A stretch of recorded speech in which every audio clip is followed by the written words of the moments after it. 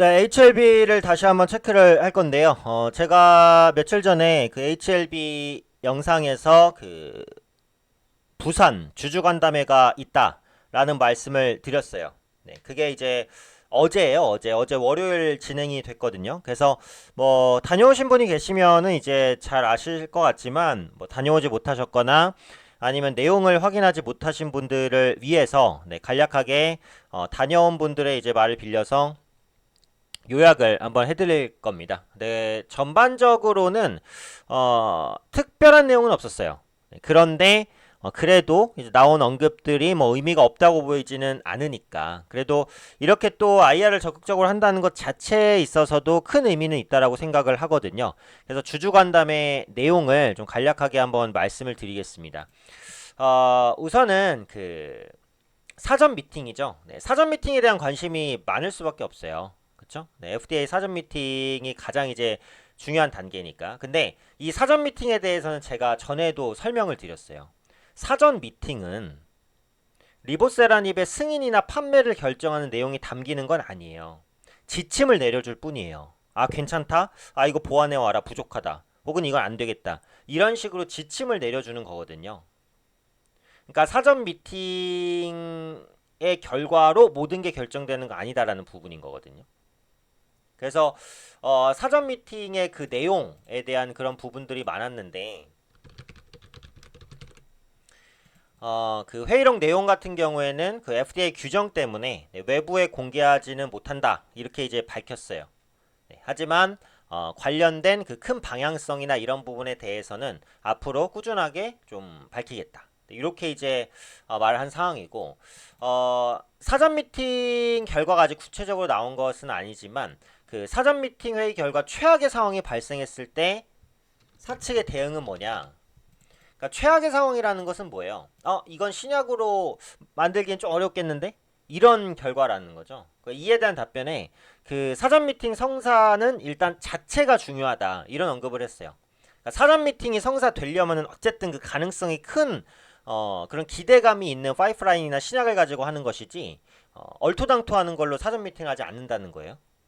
그 내용을 일단은 밝혔었던 부분이고 두 번째로 말 그대로 최악의 상황 그러니까 뭐 신약으로서의 이제 가치가 없다든지 뭐 이런 식으로 평가를 받을 가능성은 거의 없다 이렇게 이제 밝혔습니다. 그 다음에 이제 그 질문이 있었던 부분이 일본의 LO에 대한 부분이에요. LO는 라이선스 아웃을 말합니다. 이건 뭐예요? 기술 수출이라고 보면 되겠죠, 대충. 그렇죠? 그래서 그 권리를 일본에 이제 파는 거, 혹은 이제 일본에서 관련 사업을 영위할 수 있게 해주는 거, 그게 이제 라이선스 아웃 LO라고 보시면 돼요. 제가 예전에 HLB 영상에서도 이 LO에 대해서 올려드린 영상도 있는데, 이 LO 같은 경우에는 그 일단 HLB 단독 사업이 아니라 파트너가 함께하는 사업이기 때문에 HLB 단독으로 결정할 수 있는 일은 없다. 일단 이렇게 밝혔어요. 그리고 임상 결과는 확실하기 때문에 이런 부분들로 계속해서 협의 중이다. 그리고 일본의 애로에 대해서는 우리가 유리한 입장이다라는 것도 밝혔어요. 그러니까 일본 측에서 이제 받기를 원하는 것이지 우리가 이제 못 줘서 안 달란 것은 아니다. 그래서 시간이 끌리는 것처럼 보일 수 있어도 이것은 시간이 지나면서 우리에게 더 유리한 조건으로 계약될 수 있을 것이다. 이렇게 이제 밝혔어요. 그래서 이게 이제 그 주주 간담회에서 사측이 밝힌 내용이다라는 부분이고요. 그 다음에 이제 질문 중에 이제 공매도 대응 어떻게 할 것이냐에 대한 부분에 답변이 있었는데 그 공매도에 대해서는 굉장히 그 사측에서도 안타깝고 좀 분노를 느낀다. 이런 말들도 있었고 주주들이 이제 그 대차 해지를 막 요구를 하고 있잖아요. 증권사에. 이것도 이전 영상에서 다루되었지만 그래서 그런 부분에 대해서 고마움을 느끼고 만약에 악성 루머가 있다면 적극적으로 대응하겠다. 이렇게 이제 그 밝혔습니다. 그리고 공매도 세력에 대해서 조사를 또 해봤다라는 언급도 있었는데 공매도 세력이 뭔가 HLB에 대한 구체적인 사항을 알고 하는 것은 아닌 것처럼 보인다. 이렇게 밝혔어요. 그래서 사실관계로 대응을 하겠다라고 했었던 부분이고 무상증자 관련된 얘기도 살짝 있었는데 무상증자 하면은 주가에는 호재니까 주주 입장에서 좋긴 하잖아요. 근데 무상증자는 일단 주주마다 이해관계가 좀 다른 부분이 있어서 당장은 당장은 이제 논의할 부분은 아니다. 이런 언급들을 했습니다. 그리고 이제 앞으로 자금 조달 계획에 대한 언급도 살짝 있었는데 이익과 손해의 관점에서 의사결정하겠다 이렇게 했어요.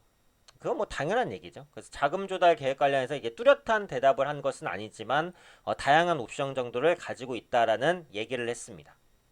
그 중에 엘리바의 나스닥 상장도 한 가지 옵션이라고 했는데 지분의 파이가 작아지는 단점이 있기 때문에 뭐 당장은 추진하기는 조금 어렵다라는 부분들이에요.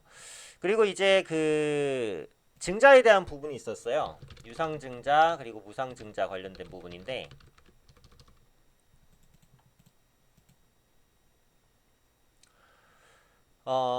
현재 시점에서 이제 그 유상증자라든지 그 무상증자는 아까 무상증자도 잠깐 말씀드렸죠.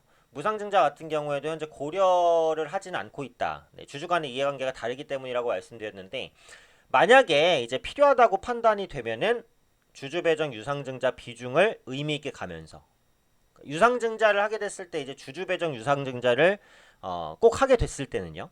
주주 배정 유상증자를 우선 가면서 기존 주주와 이해관계를 같이 할 것이다. 이 말은 기존 주주에게 너무 피해가 크지 않은 방식으로 해도 하겠다. 이 정도의 내용이라고 보시면 될 것 같아요. 그래서 유상증자, 무상증자는 지금 당장은 계획은 없다라는 건데 진행이 되게 된다고 해도 기존 주주에 대한 피해를 최소화시키는 측면에서 진행을 하겠다라는 겁니다. 그리고 그 얘기가 있었어요. 이제 코스피 이전 계획. HLB가 이제 시가총액이 굉장히 커졌잖아요. 그래서 코스피 이전을 생각이 있냐 했는데 네, 계획은 없다라고 했습니다. 그래서 코스피 이전은 뭐 없을 것으로 예상을 했고 지금 사측의 이제 긍정적인 시나리오는 그 5년 내 5개 신약을 출시하겠다는 거예요. 5년 내 5개 신약 출시해서 이걸 판매했을 때 100조 이상까지 네, 100조 이상까지 그 시장을 형성할 수 있을 것으로 기대한다. 근데 이것은 뭐 사측의 항상 긍정적인 의견이니까 참고사항으로 보시면 될 것 같고요.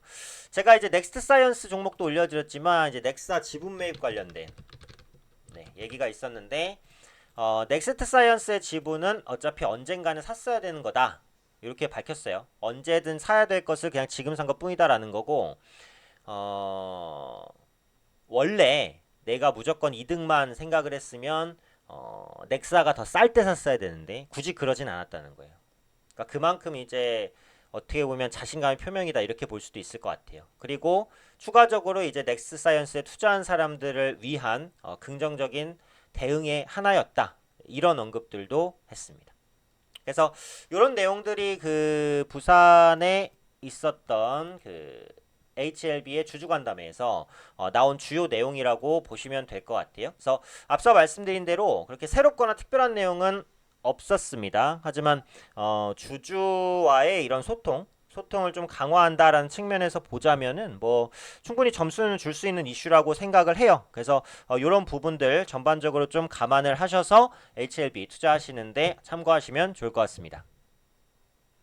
그리고 기술적인 부분 간단히 참 보면 그 HLB가 지금 이 가격이 되게 중요해졌어요. 13만 원대거든요. 네, 13만 원대를 꼭 지켜줘야 됩니다. 13만 원대를 좀 지켜줘야 전반적으로는 이제 주가가 좀 빠르게 반등할 수 있는 여건들이 형성될 수 있으니까 요 가격대를 현재 시점에서는 지켜줄 수 있는지 그런 부분을 판단하시는 게 중요할 것 같아요. 그래서 투자자분들은 이제 13만 원대를 기술적 지지 구간인데 여기서 HLB가 좀 지켜줄 수 있는지 요 부분 체크하시는 게 좀 중요하지 않을까 판단하고 있습니다.